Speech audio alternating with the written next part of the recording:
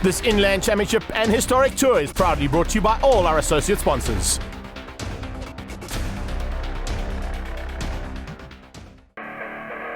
We head to Zwartkops, the arena of motorsport just outside of Pretoria for the next round of the Inland Championship incorporating the Historic Tour. Big fields coming out and big crowds. Despite the cool conditions in the morning, it got up to a really nice temperature in the afternoon. And as you can see, starting with 12 degrees Celsius and a little bit of a wind, we're looking forward to seeing about 30 degrees Celsius in the mid-afternoon. Big fields coming out, and the hot action will definitely be happening out on track, particularly with the Bridgestone BMW Car Club Series, who have come here with over 20 cars to participate and have some fun here at Zwartkops. The fun, of course, is also for a championship, and the championship is starting to heat up at the front end. As you can see, Rick Leroux is slowly but surely being put under a bit of pressure, and Darren Winterboer in his new car is certainly man to watch out for here today. As we head down towards turn number 1, Combenham Insurance Corner, around the outside it is Winterboer, who looks like he might have got the drop. Rick Leroux had a little bit of issues in the qualifying, and he drops a little bit further back. His brother Paolo side by side with Winterboer as they go down into turn 2. A little bit of mixing and matching in the mid-pack there as they come through, and you can see just Andreas Meyer, good start from him, looking for a chance now to possibly take on and look for a Class B victory, but he's already got some pressure coming out of Sav Gutierrez. Leroux diving on the inside, trying to find a way through there, and eventually gets through there on Steph Martinelli, or does he? As they go through Volkswagen corner, it's 2 BMWs side by side, and up to the top of the hill, Martinelli always got good drive, great drive up the hill. You can see Leroux taking a little bit of strain here today. I'm not quite sure what's wrong with that car, but it's certainly not on the same kind of pace as what it usually is, and definitely going to have to work hard here in this heat. Behind that, you've got Gutierrez, not getting the start he wanted. Everstein starting to push through now, looking for a second place in the Class Bs. Further back in that Class B battle, now into the Class Cs, you can see Nick Macris having a fantastic dice here. And of course, Nick is having a super run, not only with Renier Smith, but also with Jimmy T. Jimmy Temeglu just ahead there in the Big Boss Auto and SA Safecar. Further back, not such a great start coming out of Mark Krobler, the big BMW M5, just taking a little bit of strain there. Not quite on the same kind of pace. A couple of guys just battling with setup here. It might be the cooler conditions. They might have set their cars up for slightly hotter conditions. Hot action in Class C as they come up towards turn 5, and it is a big battle here between Colin Van Son and Carlos Camaro. Camaro in the 325 IS Shadowline trying to find a way through there on the Uber machine. And that big Uber Bucky in front there, of course, is what he's been driving, that 325. But in the mid-pack, once again, it is starting to heat up. And you can see it's starting to get real out there as we see Neil Reynolds under a bit of pressure. Pressure from Reynolds is going to have to be soaked up, otherwise he might just lose out a couple of positions here. And you can see just how hard he's having to work there. Peter Lombard is right up there as well. They're all trying to close down on Jimmy T, and Jimmy T is getting away there, trying to close down on Troy Cochran, who's miles ahead in the Class Cs. Cochran at this stage could possibly be looking at a big chance of breaking out of this class and moving up to Class B. Nick Macris in second and Renier Smith at the moment in the third spot for Class Cs, but the battle continues for 4, 5 and 6th place on track as they head up towards the top of the hill. Camaro's got through there on Van Son dropping back slightly there, and you can see the Bridgestone car unfortunately just taking a little bit of strain now, trying to stay with that 325 IS. And the big M3 of Willem Einkammer coming in there and slowly but surely becoming a big threat to this little battle. Remember, he's not normally in the fight there because he's a Class C competitor, but you can see he's also taking a bit of strain there. There are a couple of cars out there that are not firing like they usually do. Paolo Leroux under a bit of pressure now, and you can see how hard he's having to soak that pressure up at the front end. Darren Winterboer has disappeared. Rick is starting to slowly but surely make his way through as well, and there's going to be a bit of a fight there for Class A honours, that's for sure. Class C honours still up for grabs, and slowly but surely some manoeuvres happening through there, and well, a bit of work to be done there from Jimmy T. He had a bit of a margin over that car in the 5th and 6th place battle, but he's lost that now. Going through there, you can see just through the shot Cochran coming through, then Macris, and then Renier Smith. But some work now as we see some closing in there by Neil Reynolds. And right there is Jimmy Temeglu and Peter Lombard up there as well. So Class C honours certainly not done yet. Great driving and a good dive up the inside there from Reynolds as he finds a way past and squeezes out, making just a bit of a chance. It's very close. The Class C guys are not holding anything back here, that is for sure, as they head down towards the final corner on the circuit. Right, all of a sudden we're seeing a big manoeuvre here from Leroux, and Paolo slowly but surely closing in and trying to find a way past. Oh, he's lit it up! He's a little bit out of shape and he's put it onto the grass. Just trying a little bit too hard there, Paolo Leroux, trying to make up the ground he lost earlier on. Trying to catch his brother Rick up the front end. It hasn't quite worked out according to plan though. So battle continues there as we see closing in Everstein. Everstein in Class B closing in on a Class C leader at this stage, Troy Cochran. You can see that's the lead that Cochran has got, and as I said, he's going to have to be very careful he hasn't broken out of that Class C a lot of time. because he's miles ahead of the rest of Class C. Nick Macris is the second man in there, and a little bit further back in the field. And it's a long way back to Macris. Macris just ahead of Renier Smith for the Class C. Coming through the Class Cs now is our leader, and Darren Winterboer now in the thick of it. In the Barron's Motor Spares machine, he's going to come across the line. Checkered flag is waiting for him.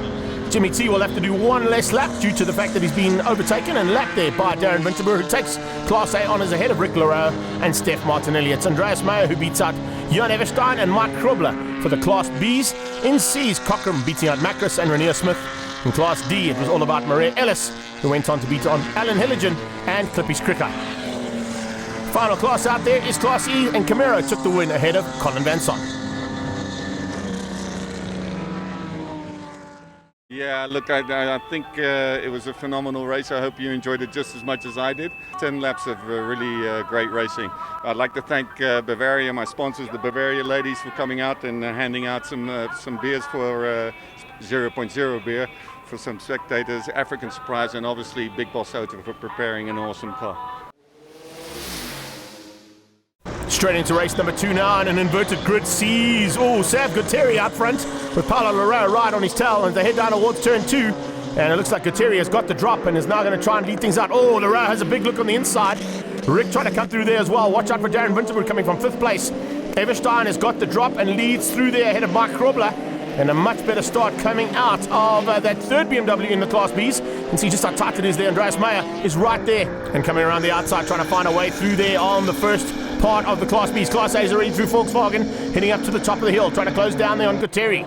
He's got the drop and he's trying to lead things out right from the word go and try and open up a bit of a margin. He has to, because he knows that if that Barron's Motor Spares machine gets through, he's going to be in trouble. The car is much quicker than Sav's car, and a bit of a fight there between Fast Developments and the Sav Speed machines. As they come through, you can see a bit further back, another battle that continued all race 1 long is continuing once again as Van Son is under pressure there. Gamero dives up his inside. Class E honours up for grabs here, and there you have it. Carlos Gamero gets through in the Winfield BMW colours there. I was going to be talking about Andreas Meyer's car, the Enviro car, of course piloted in the South African Touring Car Championships in the old days with Sean van der Linde and of course Dion Jabeur in those cars, but they're not in these cars now. These guys are now pushing hard. Troy Cochran trying to make his way back through the field after having to start from the back of the pack in Class C. He's ticking them off one by one and slowly but surely making his way through there. Macris under attack. Cochran on his inside. Macris going to be just ever so slightly hindered through turn 3, and they go through side by side. Great driving there. Fantastic stuff. At this stage, Jimmy T, he's hanging on for now, but Lombard is in there as well, so just keep an eye on Peter Lombard. Cochran slowly but surely ticking them off. He just loses a little bit of ground out of turn 4 as he runs a bit wide. He doesn't quite get the apex there, but here we go. Back to the front of Class A, and there's a move on the inside. Winterboer diving through on Leroux. Leroux opens up the door. Winterboer is through. Class A, second place, sorted out. Now only one more car for Winterboer to get through on, and that's Sav Gutteri. He's going to make that M3 of his exceptionally wide. Let's see whether or not Darren Winterboer can use the additional power there of Boris to find a way past, because that is a very quick BMW that he's got underfoot. As they come along the back straight, he's going to try and pull across. Sav goes with him. Sav sees him coming and cuts him off. That's fantastic. No holds barred here. You've got to try and find your way past, or he's going to try and dive on the inside. This time he's got the drive. Sav comes across on him. He nearly forces him onto the grass. Great driving from both of them. Little defensive driving coming out of Sav, maybe a little bit too defensive, but he had no choice because he knows that car is that much quicker. Sav comes straight back at him. And nearly a touch. Coming out of Kenwood, those two were very, very close. Very lucky not to touch there. Further back in Class B, battle continues. Cochran trying to find a way through there for Class C honours as well. We just saw up ahead there a fight for Class B, but here we're going back into Class C and the thick of it as Cochran finds a way past. He's got through there, and Macris has got no answer. So Troy Cochran going to have to now try and keep ahead there. Further up. Here we go, onto the brakes, up into turn 5. And it is a very, very fast car out front. Much better acting this time from Mark Krobler. Mark Krobler, though, still fighting hard there. And, of course, he's a Class B M5.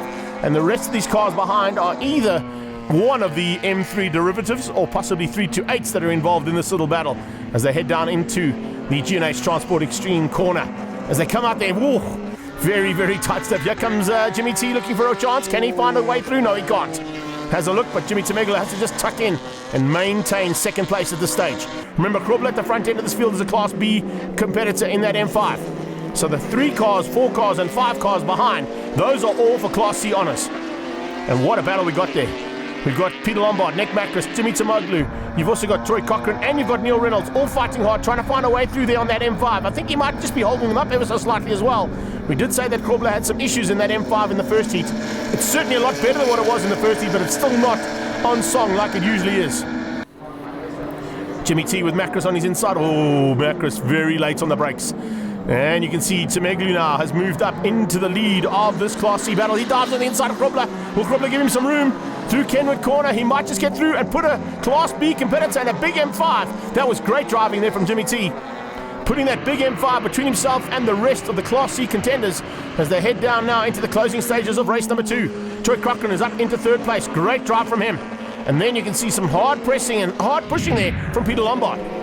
Lombard definitely in with a chance here. Now, of course, with the big cars coming through on the back markers, very good possibilities those back markers are going to come into play here and help out the likes of Darren Winterberg, the likes of Loreo. Steph Martinelli could even capitalize on the opportunity winner. Oh, there's a move on the inside. Tamoglu still hanging on. You can see Krobler now as Lombard dives, goes for second. Macris into third. Behind that, Cochrane has dropped back slightly, so he's had a little bit of issue somewhere on the track, and he's fighting hard with Neil Reynolds, and look out for Renier Smith as well. They head down into the closing stages now. That's second, that's third, that's fourth. Loreo, 3 and 4 on track at the moment. Paolo ahead of Rick. Then you've got Steph Martinelli. Martinelli, though, has turned up the wick ever so slightly. You can see the body language on that car is definitely a lot quicker than what it has been, and he's certainly trying harder to get to the front. That's the front end of Class B as they head through turn number 1. And it is Andreas Meyer ahead of Jan Hemmerstein. The Bavaria car trying to find a way through there on the Enviro car of Meyer, but Meyer hangs on for now. And ducking and diving through the back markers, trying to find their way past those guys. Maria Ellis just staying completely out of the way. Right, Krobler eventually gets overtaken. Looks like Macris might go around the outside as well. That M5 is about to get eaten up by a couple of V8 M3s as they go flying through turn 3. Has he found a way past? Yes, he has. Only just. As Macris follows through and comes right behind Lombard. Jimmy T still hanging on for the lead at this stage. Can he keep it all together for the next couple of laps? The Big Boss Auto team will be very, very happy with that if that's the case, as they head to the top of the hill one more time. Troy Cochrane now trying to find a way past on Krobler as they head up towards that turn 5 as well, further back in the field. You can see them all just starting to sort things out there. Bernard de Gavea coming through there as well. Nice drive from him in the Class Ds, currently sitting in 4th place in Class D, but this man has been untouched. Even from 5th place on the grid, he can come through and slowly but surely tick them off one by one to take the win overall, as well as the Class A honours, ahead of Guterri and Steph Martinelli coming through there in the closing stages. Andreas Meyer beats out Jan Everstein, and Mike Krobler hangs on for 3rd place. It was Peter Lombard who beat out Nick Macris, with Jimmy Tamoglu making a small mistake right in the closing stages, dropping down to 3rd, with Clippy's Cricket coming through for a very good win in the Class Ds. Once again, Gamera taking Class E honours ahead of Colin Van Son. Considering the last 3 races we've had problems, it's been a good day. So I've lucky enough finished off, I think it might be 2nd overall or 1st overall, we don't know, we'll see what the overall time is. Race 1, I managed to beat all the guys. I had a 10-second lead over 2nd place, but race 4 it was reverse grid, a lot harder. I had to fight for that one and I ended up 4th. So let's see what the outcomes bring. I think it's calculated on total time, so I'm looking forward to the final result. Join us after the break for the Motor Clubmans and Super Saloons.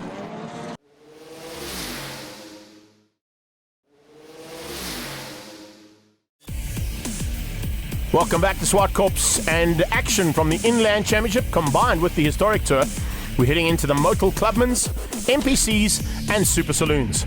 And a nice big field of almost 30 cars making their way out onto the track to do battle once again here in this incredible class.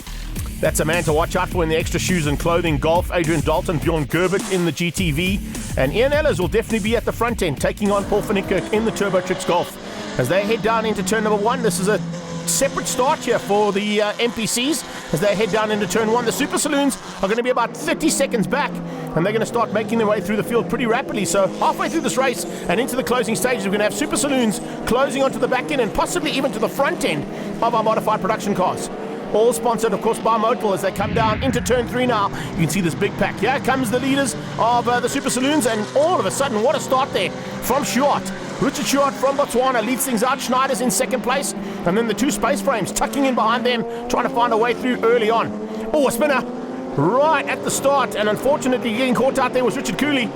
He just got into turn number 2. And of course with cold tyres it can definitely catch you out. Stock standard Beetle there. Of course Louis Cloutey pushing hard in amongst the BMWs, the Hondas, the Golfs, the Polos. There's a big stack of cars out there. Have to keep an eye out on Van der Pfeiffer as well. He'll be coming through in the big Subaru. But a great start so far coming out of Dwayne Brown in the Fiesta, diving through and up into about 5th place. Side by side there. I think that's the 77 car. Yes, it is. And that, of course, being piloted by Dierwald Brummer. That's not a turbo car. That is a normally aspirated Golf. So he's having to work twice as hard as everybody else. Dwayne Brown hanging on for now. There you can see that's not King Kenny in that car. That, of course, is Giles, who's now made a welcome return. Giles Darroch into King Kenny's car and applying the pressure onto the back end of the Ballard and side by side with Brummer as they come through there. Right alongside him, of course, you're going to be looking out for the likes of Louis Cloutey, who's slowly but surely making his way through. But more importantly, keep an eye out on the very quick red Porsche coming from the back. Look at that. That's Stewart. He's come from the back of the field. They had about a 10-20 second delay before they came across the line, and he's already into the mid-pack of the modified production cars. Just showing you how quick those Porsches and space frames are compared to the saloon cars here in the modified production category. Stewart dives up the inside. Oh, a couple of guys using that to advantage and just trying to make their way through as the quicker cars come past. And just trying to pick up on who that is as they come into Kenwood. You can see just all the space frames and the second Porsche of Schneider's being held up there ever so slightly. Schneider's is looking ahead and going, hang on a second, there's some big problems up front there, because all I can see is that red Porsche of Stewart disappearing at the front end, and that's going to probably cost me a chance here of an overall victory. We're on board here with Marius Jacobs as they come down into turn 2, and a bit of a fight there between the Golf 1 and Van der Pfeiffer in the Subaru. That Subaru is very quick around the outside. Oh, there comes the big backdraft Cobra. Great bit of driving coming out of that Cobra and looking for a way past as they get onto the back straight. You can see just how hard it's going to be. It's not going to be an easy day in the saddle as they come through into this, and there's just traffic from here on out. They may possibly change this out. I don't know if this was the right way to do things in the first start. They're probably going to put the Super Saloons out front for the second heat, because with all this traffic, they certainly are being hindered here big time. And you can't take anything away from the guys from the modified production cars who are all having their own little fight and trying to find their way through. There you can see an example. A little space frame and Darroch just side by side as they came through turn 6 Kenwood corner, now flicking through into Mix FM. Heading down the hill on the brakes. The Golf's going to be a little bit later on the brakes. And oh, there's a Cobra out of shape in a big way. The Cobra completely locks up, and Doug Fear showing no fear whatsoever again into turn 8. Just getting it all wrong. Looks like he's got going again, but he's dropped right out of contention. Henshaw coming through there. He capitalized on the fact that Darroch had to just take evasive action there with that big spinner coming alongside him. He probably just caught him in the mirrors. Now Giles Darroch trying to find a way back into that thick of the battle at front. Just behind that, they're starting to come through. And slowly but surely, those space frames have ticked them off one by one. Jacobs, we saw, made his way past relatively unscathed. We'll have to keep an eye on him and see what happens there. As now, as they get into the slightly quicker cars at the front end, Stewart will be closing in onto the front end, of course, of the modified production cars. Now, Golf 1s and Polos fighting in the background as they head down there. But Golf 1s at the front end are fighting with GTVs. And Adrian Dalton is fending off the attack coming out of Gerbert. V6 GTV taking on this Turbo Golf. There's a big dive and Gerbert makes it through, but just runs wide. Dalton cuts back. And what a maneuver there. Lots of experience and lots of time on this track, Adrian Dalton. This is also a great battle. Louis Cloutey looking for a way through on Dirk Lawrence, just giving the Beetle a little bit of room to play as they go into turn 5. Honda versus Beetle. As I said, that's a stock standard Beetle. You can buy it off the showroom floor right now. Not really. There's modifications in that Beetle that can literally make your eyes water. Brent Henshaw now trying to follow through there and go with the space frame cars. Is he going to be able to run with him in that big Toyota of his? Or is he going to have to fend off the attack coming from the BMW just behind him? So we've got some big battles right the way through there. And Murray Ellis all the way from PE is in the fight, that's for sure. He's got Van der Pfeiffer diving on his inside now in the Subaru as the checkered flag is coming out. Great drive from Dalton. He'll be taking the win in Class A ahead of Ian Ellis, who's just got through there to beat out Bjorn Gerbert. Bjorn Gerbert, remember, is Class B's winner, so he wins out over Paul van Niekerk. And then Henshaw will come through to win out Class C. Ishmael Peck will take Class D's. Ibrahim Peck will take the Class F category, and the X class goes to Murray Ellis. Well done to Richard Stewart taking the win in the Super Saloons, and Cooley comes through for the wins in Super Saloons Class C.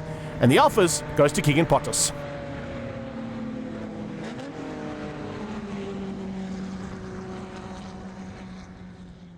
We were from the word get-go, myself, Deervolt, and I think it was Jody Robinson. Man, we were all over each other. There was no breathing room. Done a few moves on them, they done a few moves on me. It was crazy. We kept it pretty clean. There's a few touches, but other than that, I don't know what happened. The faster car started behind us. I think it was the Super Saloons, and yeah, it sounds like the oak spun, and he collected the back of my car, so the axle was bent. I tried to nurse it, but couldn't control it. And yeah, tempers were hot when we pulled in, but yeah, racing incident. So hats off to him as well. He apologized, so we're just going to let it slide. Other than that, man, good to be back, good to be back.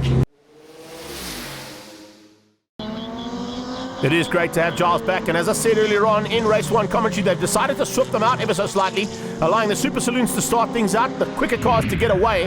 Hopefully there won't be so much traffic for them, but check the traffic into Turn 1 for the modified production cars here with Motul, NPCs and Super Saloons combined.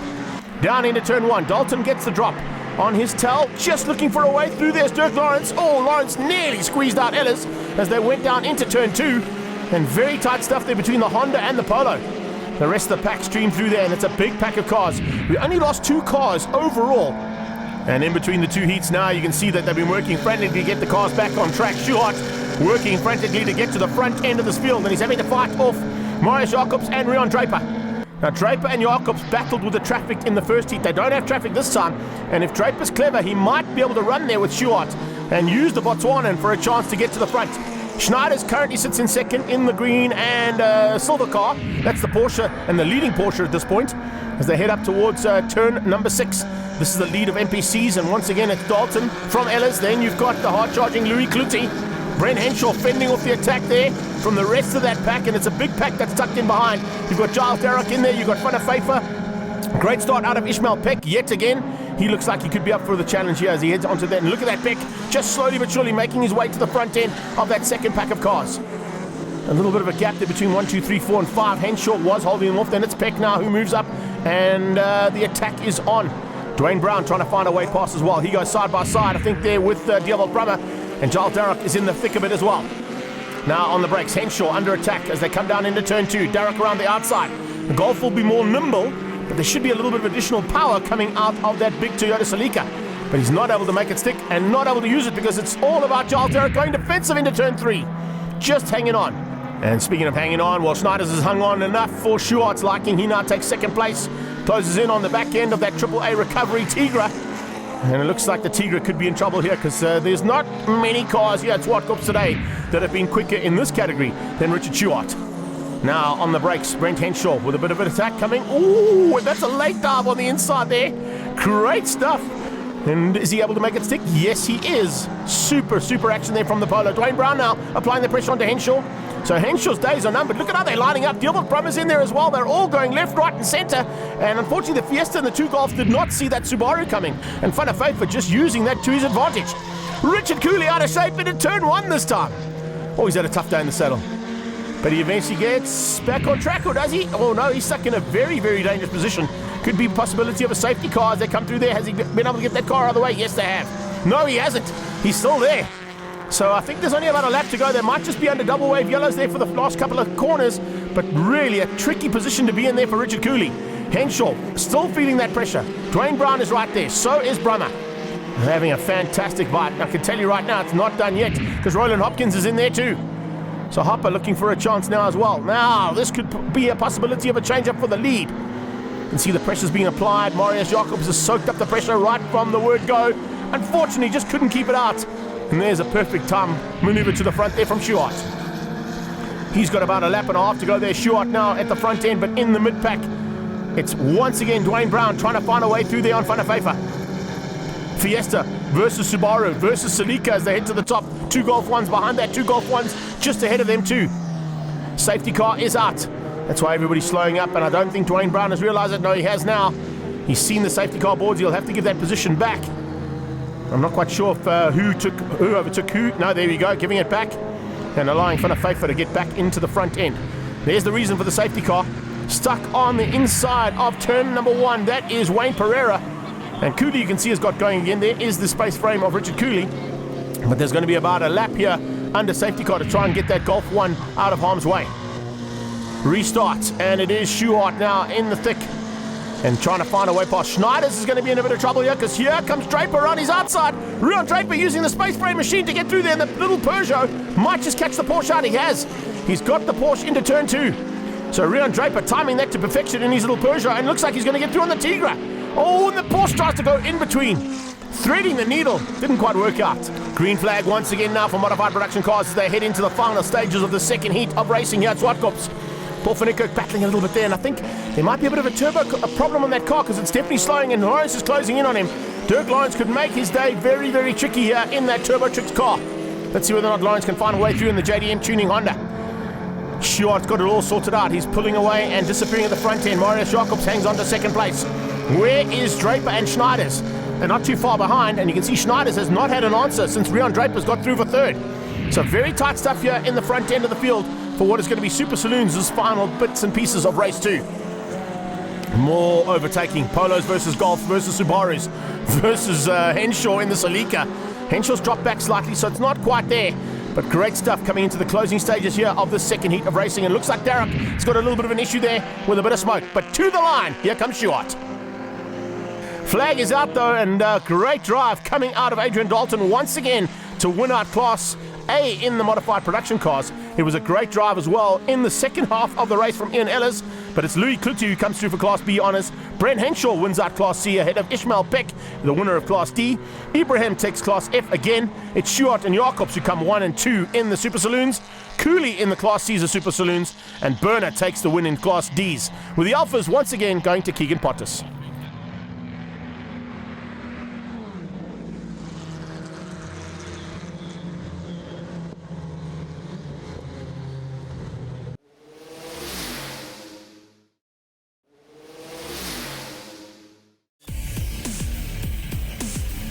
Welcome back to action now from Zwartkops. The Liqui Moly NX Legends are in the house, and they're the next category up there. 10 cars about to go to battle, and there's a big battle expected at the front end. The junior drivers, though, are outshining all of the usual contenders and our more senior category competitors. There's some real action expected at the front end, as Willie Erasmus is trying to close things down on his stablemate, and Jagger Robertson is looking to wrap up this championship. Into race number 1, the Liqui Moly NX Legends head down into turn 1, and what a start there coming out of Roo. Roo dives on the inside looking for a chance. Can he find it through? As they get up onto the braking markers, around the outside comes Erasmus and Jagger Robertson. You've got Justin Robertson on the inside. A good start coming out of Dane Angel as well. There's 2 drivers from Cape Town that have made their way into the NX Legends for the very first time. Dane is one of them, and so is his teammate Jared Evans. And the 2 of them are going to have a bit of a baptism of fire here as they head down into turn 4, Volkswagen corner. Robertson's on the inside, Roo on the outside. We're on board here with Jagger Robertson as they head out of turn. Whoa, there's a big touch! Big touch there, and right over the bonnet! What a maneuver there from Justin Robertson. Jagger just avoids the spinning car there of Roo, but have a look at that from a reverse angle. Over the bonnet, Justin Robertson just tapping the back end of Roo. Roo had nowhere to go, and Justin Robertson had nowhere to go as well, other than straight over the bonnet of Roo. He is now stuck in the middle of the track, and that is exactly what we expected. Red flag. They haven't even completed 1 lap yet. Devin Robertson dives over the wall to sort out all the fracas, and the restart, we head down into turn 1 again. Here we go. It's Richard van Heerden who's got the whole shot on his tail. You can see pushing hard is Willie Erasmus. Erasmus needs the wins. He's got to try and find a way through there on his stablemate, who's just ahead of him there with Jagger Robertson in second. Oh! Funafenta out of shape there, and Larson gets caught up with him. So the AutoZone car just spinning right in front, and nowhere to go there. Well, it's junior drivers left and right. In the middle, you've got Richard van Heerden, one of our masters. And van Heerden about to get eaten up. Oh, in a big way as they head through Volkswagen corner. Hopefully no more over the bonnet stuff through Volkswagen this time. Those little 1100 Yamaha motors are flying up the hill now and crying out, saying, listen guys, we can't be pushed this hard, but they are pushing them to the limit and past it. No doubt about it here in heat number 1. The only car that hasn't made it back on track is Roo. And I saw Justin Robertson diving into pit lane, hopefully going to try and find whatever the issue was on his car, or possibly get into the spare car and see if he can make up a little bit of ground. Remember, he is also in contention, along with his young son, Jagger, for this championship, and he cannot afford to lose any ground here. The battle is for 3rd, 4th, and now 5, 6, and 7 as the 27 cars, you can see, starting to put the pressure on Upton. And he's fighting there with Dane Angel. Now, Dane Angel has never driven one of these in anger before. This is the first time he's been in the thick of an NX Legends battle, and he's holding his own very, very comfortably. Trying to close down now and dive through on the inside of the 23 there of Charles Roux. Now, Gerard Roux's the only car that hasn't made it back out onto the track for the restart, and understandably with the damage that was done to that car as Justin Robinson drove over the top of him. The 73 car, Dane Angel, slowly but surely becoming a threat there, potentially for a top 5 finish in his first outing, and Jared Evans not too far behind him. So Jared Evans and Dane Angel from Cape Town, first time for both those boys, and of course they are South African Endurance Championship contenders in the saloon car category in their little Honda, but this time driving a Yamaha powered machine. And Angel late on the brakes up into turn 5. Diving through, Van Heerden had no answer. So Van Heerden tries to come back at him. He's going to use the experience he's got there to try and show the youngster the way through. But the master also thinking about championships here. Remember, he's fighting hard with Shalru in the overall contention for the Masters side of NX Legends. Coming up on a back marker now, down into turn number 8. And some late race pace coming out of the 23 machine of Shalru. But it looks like it's going to be Erasmus who just hangs on. It is. And he beats out Jagger Robertson to the line. So it's Vinnie Erasmus who takes the pro category. In the Masters, Shalru beating Van Heerden and Justin Robertson, who did get back out in the spare car. And then in the semi-pros, Jagger Robertson taking it ahead of Dane Angel and Jared Evans.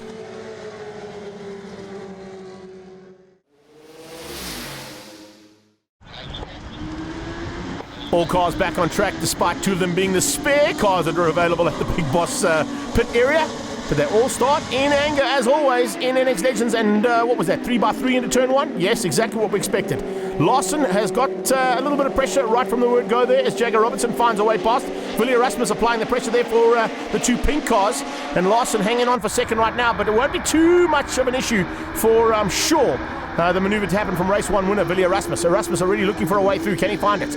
As they head down into turn number 4. Oh, look at that. Rue with a great bit of pace up that back straight and moves up to second place now. The contention is 2x2. Make it 3x3 into turn 5. Erasmus on the inside of Rue. Rue loses out.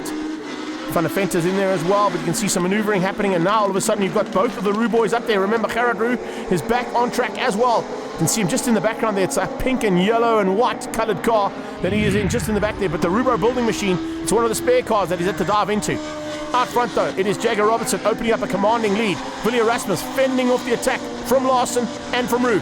Larson looking for a way past the 2 pink cars, putting a bit of pressure onto the 23 car, and the Master is starting to feel it. So you've literally got the semi-pro out front. You've got a pro driver and 2 Masters fighting hard here, and the 2 of them are trying to just spoil the day there ever so slightly for Willie Erasmus. Remember, Erasmus has to take wins here in order to close the championship down on his stablemate, Jagger Robertson. And Justin Robertson in the spare car has got some work to do now. He also has to take a lot of victories if he wants the overall championship, and he also wants to stay in contention for the Masters. And after that first incident, it's going to be a hard task to come back from that big one. Now as they head down into turn 2. Oh, a little tap. Was that some retribution? I think it might be. Yes, indeed. That's the 68 car of Gerard Rue. Just giving Justin Robertson a little bit of a love tap there going into turn number 2, saying, listen, remember me? I'm the guy you drove over. This is my spare car. Let's see if we can drive over this one too. Oh, the battle's on. It's definitely not over yet. And Upton fighting with Robertson and with Van Heerden. And look out, I can tell you it's not done yet.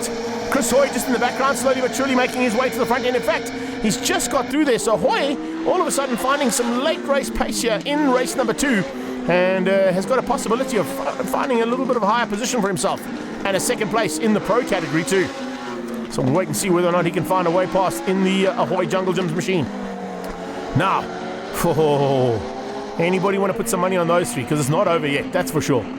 They come down under braking. Can see, it's going to be a maneuver in the background as well. Watch out for the 2 Cape Town boys going at it there. That's good to see. Oh, and Dane Angel just showing a little bit of a way through there and finding a way past. And Jared Evans also there as well and putting Hoy onto the grass. So Hoy had to take a little bit of evasive action there after the maneuvers that were being applied. Van Heerden fighting hard. Robertson's there as well. And Rue, well, he's not over yet. He's definitely going to be some fun and games between these 3. And as I say that, Rue just gets it out of shape. I don't know if that was a problem in the car or maybe just a little bit of heavy right foot. But it certainly caught the car and the driver out and he spun off completely. Van Heerden dives on the inside. Robertson opens up the door, gives him a little bit of room to play as they come up into turn 5. Very tight stuff between these 2 and it's not done yet between them. You can see just how hard they're having to fight there.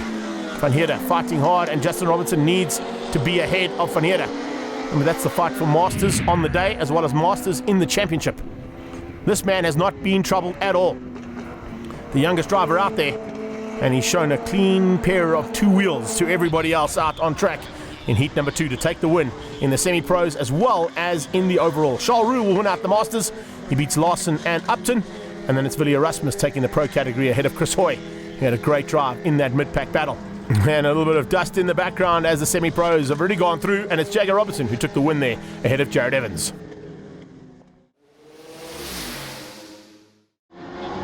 Race 3 now of the NX Legends, and it's everything to play for here in the dying light.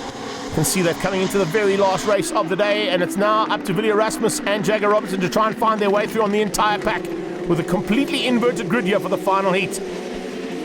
Roux side by side with Jagger Robertson on his inside. A little bit of touching in the mid-pack there as Jared Evans got a little bit of a tap, I think, from one of the cars. Petunia Toyota following these guys through as they head up towards turn 4, Volkswagen corner. Larson side by side. And it's with Chris Hoy who's looking to overtake and cement that hole shot. It hasn't been a hole shot yet. They've been 2x2 as they've gone through every single corner, and they remain 2x2 up to the top of the hill. So as they get onto the braking markers now, it is Larson who's just got ahead. Here comes Roux, diving through Hoy down into possibly the clutches of the 27 car there of Ian Upton. Upton up into 4th place, and right on his tail comes Willie Erasmus. See Jagger Robertson applying the pressure onto the back end of Gerard Roux as they come through there for 5 and 6, and now into turn 7. Oh, Larson, where are you going, mate? That's not the track you want to be on. This is not dirt tracking, this is tarmac. And running wide has opened up the door and given a chance there for Roux to hit the front. So it's Charles Roux out front, looking for a chance now to try and break away from Larson. Chris Hoy holding up the rest of the pack. And the rest of the pack is led out by Upton. Right on his tail, you've got Erasmus. Then you can see Roux coming through there just ahead of Jagger Robertson. Jagger Robertson leads through and follows, as I say, that tries to follow but doesn't follow. He dives on the inside and finds a way past to the top of the hill. I was going to say, I thought he might follow him right to the top of the hill and then make an overtaking maneuver, but he got the good drive coming out of turn 4 and cements it into 5. Getting past Gerard Roux. Roux now trying to fly there with the youngsters. They go through turn 6, 7, and out of Mix FM they come down on the breakers. And there's a move. Oh, great move as well. Can he get through? Yes, he can. Willie Erasmus diving through. Upton to motor down. Almost opens up the door there for Jagger Robertson. Robertson might have got a much better drive out of turn 8, G&H Transport corner. And has he been able to make it stick? No, he hasn't. Not yet. He might have a go here. Erasmus is going to have a go. Yes, he's going to have a go at Hoy. Oh, late braking from Willie Erasmus. And finds a way through there on Chris Hoy. Chris Hoy saw him coming. Just got a little bit out the way there and avoided a little bit of a touch between the two of them. So he just gave him a bit of room to play. Nice to see that. Remember, bump drafting is allowed here. And that's what Hoy's trying to do now. Get onto the back bumper. Use that draft. And that's what's happening in the back as Upton could be in a bit of threat here as well. Coming from Roux. Gerard Roux trying to use that bump draft and get through. Here comes Van Heerder. A bit of running wide there. You don't want to do that. Not Chris Hoy. Chris Hoy stay on the black stuff. That's what slowed him up ever so slightly. Is it enough there for Robertson to dive through? Jagger Robertson's late on the brakes, but Hoy saw him coming, shut the door. Now he has to give a little bit of room. There we go. Robertson side by side. And Chris Hoy is locked in a battle here. Through Kenwood, they say side by side. Through Mix FM, they're going to be around the outside for Robertson. Jagger hanging on to the outside line. Doesn't run wide. Stays on the black stuff. Has he good enough on the brakes? Yes, he is. And look at that. Speaking of good enough on the brakes, how was that for a late bit of braking coming out of Gerard Roux? Finding a way past on Upton. Now you've got Jagger Robertson into 4th place, but Justin Robertson just behind that battle that was just watching into that final corner. Change up for the lead. Erasmus hits the front for the first time. Gets through on Roux. Charles Roux drops to 2nd. Larson into 3, and right on their tail comes Jagger Robertson. Jagger looks like he could be the most dangerous man out there at the moment, putting in the fastest lap of the race on that last pass, a 14 dead. So I don't think anybody's going to have an answer to that pace as he dives on the inside of Larson and into turn 8 up to 3rd. Using the additional pace he's found in the closing stages here. And it looks like, just hearing on the radio, we might have a slightly shorter version of this race. We were expected to do 10. They're now going to be doing 8 by the sounds of things. So it might catch a couple of these guys out. I'm not quite sure if they were told before the race started, but as they head to the top of the hill now with the dying light, that's probably the reason they're calling for it.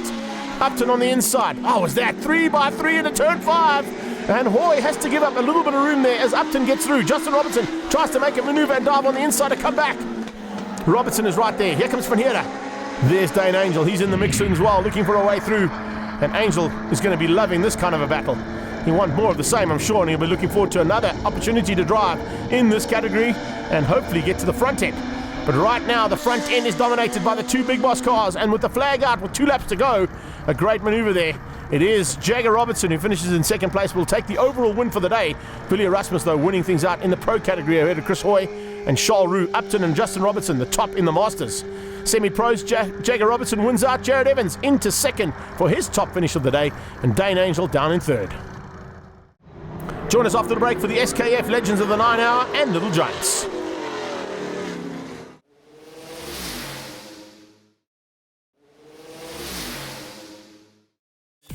The SKF Legends of the 9 Hour, Little Giants, and under 2 litres all combined today means we're going to see a field of 22 cars going to battle. At the front end, the big V8s will be fighting hard, and then just behind them, under 2 litres. And look out for the Volvos and Alphas fighting hard for that category. In the Little Giants, we've got a whole array of cars that are going to be fighting hard as they head down into turn 1. It's going to be Jeff Kruger, who looks like he might have just got the whole shot there on Mark du Toit. Side by side for second and third. And make that 3 and 4 because that is Henny Grunewald and Jonathan du Toit. Great start from Jody Robertson in the BMW. In the under 2 litre class, right on his tail is the Cortina of Carl Pienaar, then the 2 Volvos, led out by Alan Poulter, then it's Camphor, and then Roger Houston, the first of the Alphas, heading to the top of the hill. Around the outside, Carl Pienaar trying to find a way past on Jody Robertson. Can he make it stick? Good dive on the inside, though, from Camphor, demoting his teammate from the Tom Camphor Volvo team down 1 position. Alan Poulter down to 4th. The Cortina diving on the inside, trying to find a way through there on that BMW, but hasn't found it just yet. So you've got BMW, Ford, and 2 Volvos heading down to G&H Transport Corner. Behind that, it's also a nice little run there from the Marauder. And the Marauder at this stage, the only Nomad class out there. And oh! Pienaar just pushing it too hard and too fast into turn number 8. From turn 8, they go to turn 1. It's the first corner, and it looks like there's some, sideways action coming out of Henny Grunewald.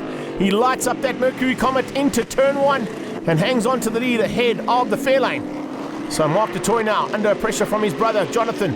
It's Ford, and then Chevy. The Chevelle of our early race leader, Jeff Kruger from the Universal Healthcare team, is sitting there in 4th place, watching the action just ahead of him, not able to bridge that gap. Grunewald side by side with du Toit again. And this is kind of what we expect to see at the International, the beginning of 2020, as the Passion for Speed's 19th edition heads to Zwartkops. These cars will headline that day, there's no doubt about it, with a whole bunch more. A couple of Galaxies thrown in for good measure, a couple more Fords, and of course, big action with some of SA's finest drivers behind the wheels of these cars. They're putting on a show of nature today. Du Toit versus Grunewald.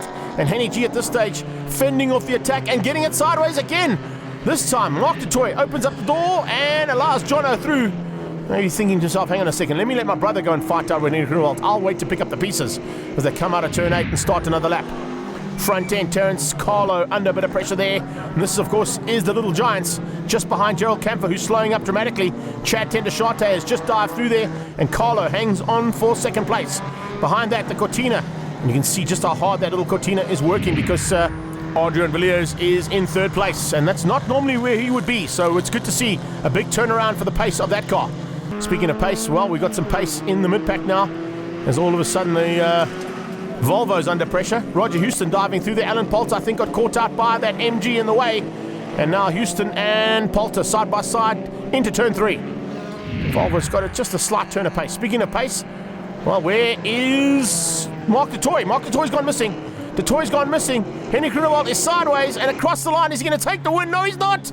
Jonathan du Toit has just beaten him by a nose cone as they came across there to beat the Legends category. It's du Toit from Grunewald and Jeff Kruger, with Poulter taking under 2 litres and Van der Veer stays in the Nomads. Straight into race 2 now, and as they head down towards turn 1, this time it's Jonathan du Toit trying to get the whole shot around the outside. You can see Mark du Toit's jumped into the Barracuda for this time. There's a problem in the Ford Fairlane, and they may be using this for a bit of development on those cars because there's a couple of international drivers that'll be looking to pilot these cars at the International. And that's why du Toit probably jumped out of the Fairlane and jumped into the Barracuda for a little bit of track time in that big car. But he's in a bit of trouble right from the word go there and into the thick of the under 2 litre category. To the top of the hill, here they go.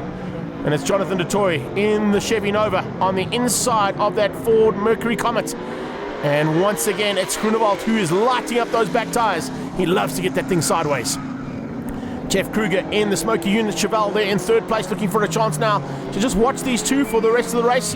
Maybe spoil their day a little bit later on. Well, du Toit under pressure here from Robbie Frank as Robbie Frank dives on the inside in his Lotus 23B.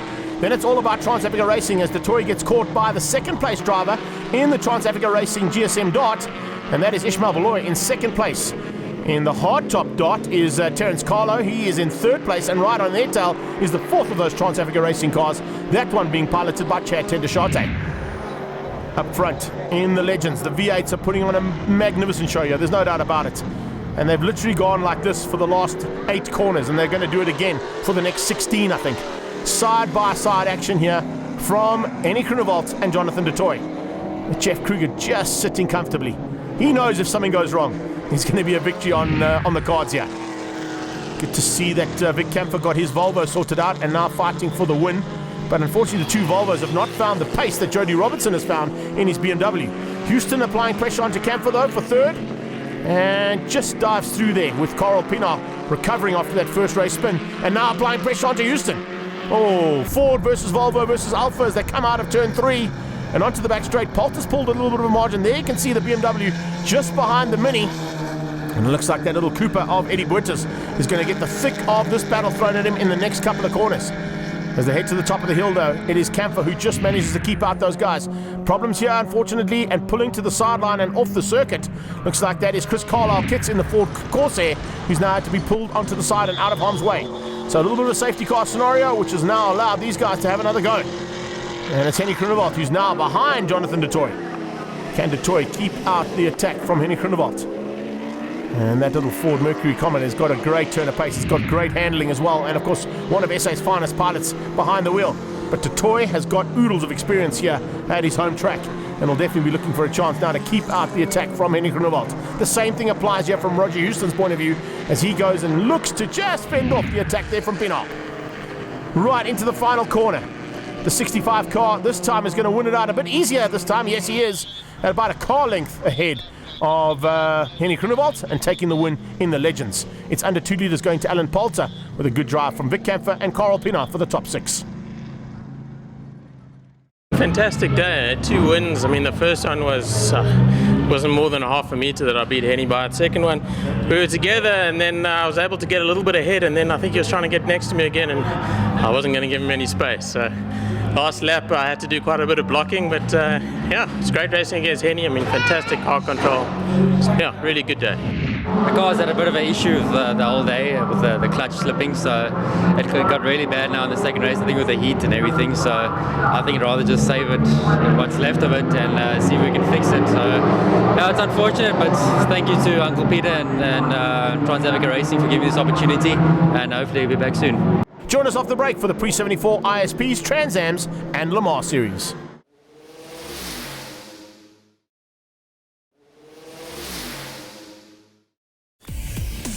Welcome back to Zwartkops, and we're heading into the Pre-74 Trans-Ams, the international sports prototypes, the Pre-66 and 68 Lamar class, and the Pre-90, we could say Porsche Cup, because the majority of them have got a Porsche Carrera underneath their wheel.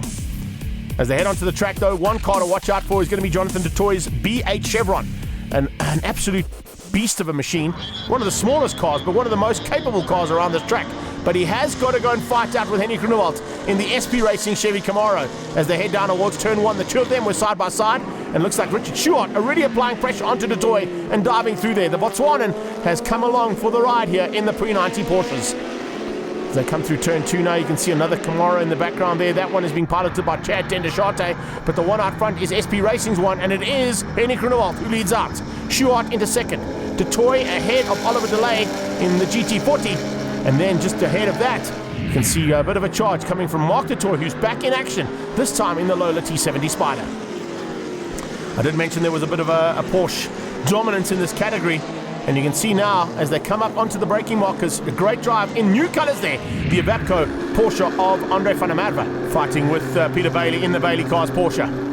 Now, well, we're going to see some fights, I can tell you, right through this field. And one of them will be at the back end there with Fred Koenig and Kubis Brits going at it too. 2 more Porsches out there. One is the RS version. One is just the standard Carrera. And speaking of RS versions, well, there's a Chevron B8 on the inside of Stewart into turn 5. A B8, probably one of the most nimble, if not the most nimble car around the circuit, and particularly at the hands of Jonathan de Toy. It's very much untouchable and definitely a big car beater in terms of its power, and the handling of them, of course, on this car is probably the best in the country when it comes to Zwartkops. And Henny Groenewald is going to start to feel that effect. It's a bit of a battle of the 8s at the front end. We've got 8, 88 and 18 all fighting for the lead of this race. And at this stage, it is side by side between the 18 and the 8 car. 88 waiting in the background, waiting for a chance to pounce, but this time it is Jonathan du Toit who squeezes out Henrik Groenewald into turn 4. Up to the top of the hill. Schuart now applying the pressure, now trying to close down on Henrik Groenewald in the Porsche.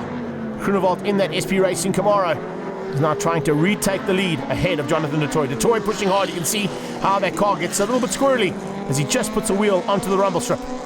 Schuart now right onto the tailpiece. Looks like there may be a little bit of an issue there on that SP Racing Camaro. It's slowing ever so slightly.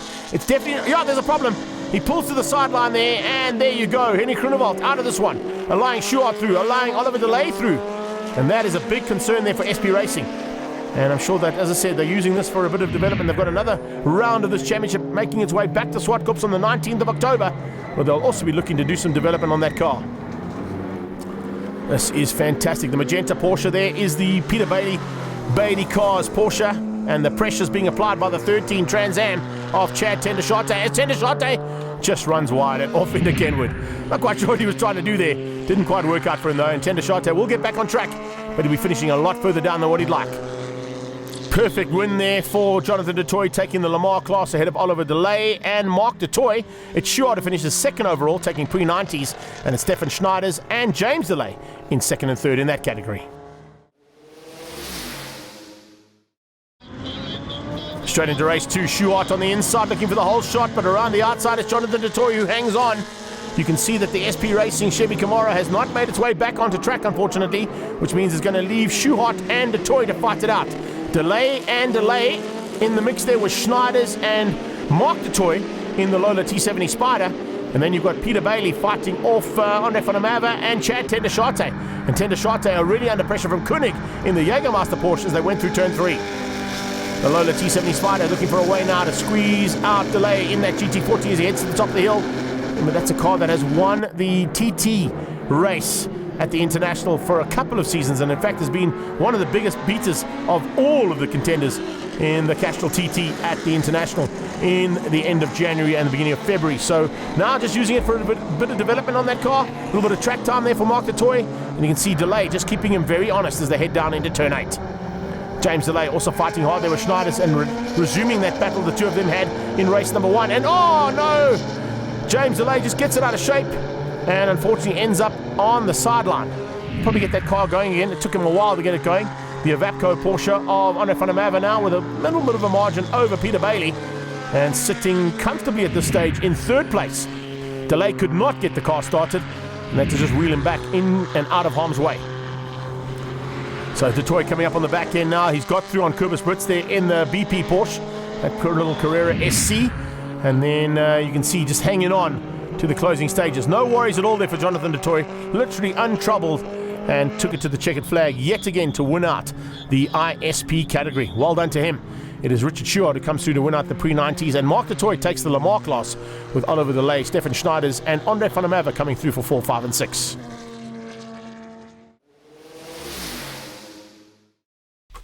Join us in the next insert as we go to the Lotus Challenge, action from the Universal Healthcare Pre-80 Saloons and the Charlie Super Spa Pursuit Series.